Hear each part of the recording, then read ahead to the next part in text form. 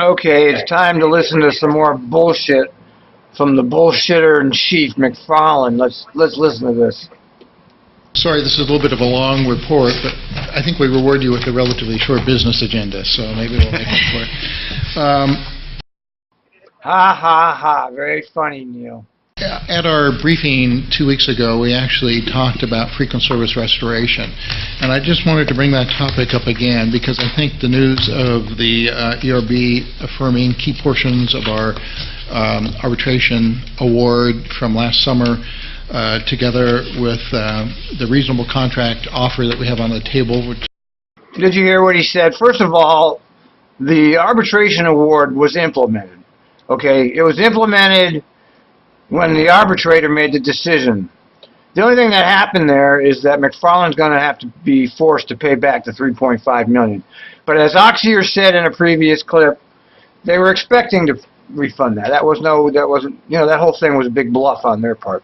But you hear what he just said about service restoration? He said the next together with our next contract. In other words, once again, this slug of a man is linking service to the union contract. He's once again defrauding the public by saying, oh, if we can't do something about this contract, then we can't have frequent service anymore. And it's a complete lie. You know, as Alex Hawk pointed out, he did an excellent speech at the last board meeting. They always seem to have the money to expand the rail, and the rail never gets cut.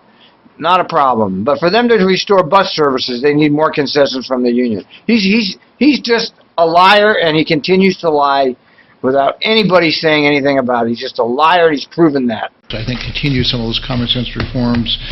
Our financial results, as you hear from Dave, are falling in line with our expectations. That includes the payroll tax and the fare revenue, our largest items. And we're holding and keeping steady related to the operations expense, which is, I think, a really important part of that, and actually finished the year a little bit under the budgeted level, which is where we want to be, of course.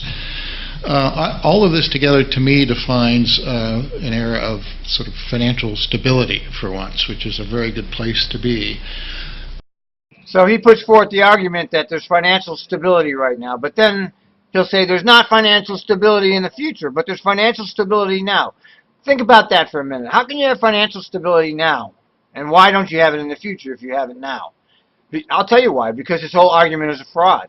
That's why. He's making a fraudulent argument. As you know, we don't yet have the capacity to restore all that frequent service all at once.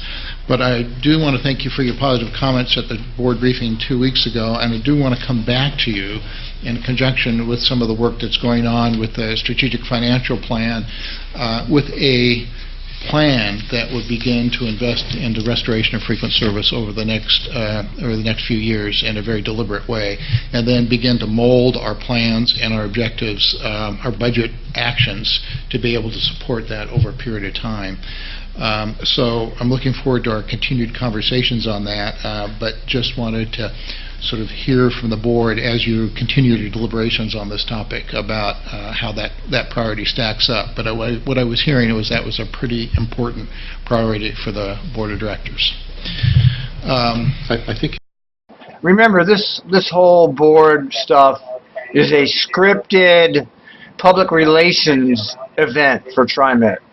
Everything they've done that they're going to bring up here is already decided, and how they're going to debate it's already decided. It's all a fix. Okay, there's no unplanned talking going on here.